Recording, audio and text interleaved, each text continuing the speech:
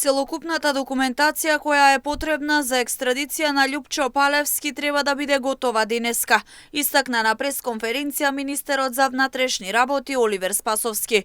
Посочи дека започната е целокупната постапка, доставени се сите материјали до Министерството за правда и очекува дека денеска ќе биде испратена во Турција.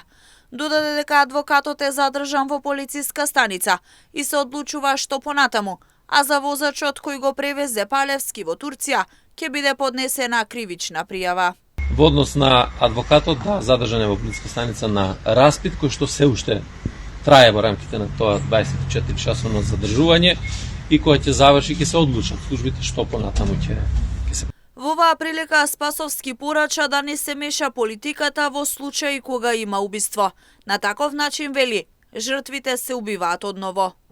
Политизирањето, политиканството или било што во вакви случаи на убиства, мислам дека уште еднаш ги убива жртвите и тоа не е добро, затоа што нема никаква цена која што може да биде оправдана од ваков вид. Мислам дека тоа се политиканства од најдолен вид кои што ги превземаат такви екстремни десничарски кругови. Јас навистина не посакувам да се впуштаме сите во политика и во политиканство, туку да се работи сериозно, до крај да се проширува истрагата, да се откријат сите факти и докази и сите тие радикални криминални гнезда, како што истакнав, мора да бидат разоткриени и целосно уништени.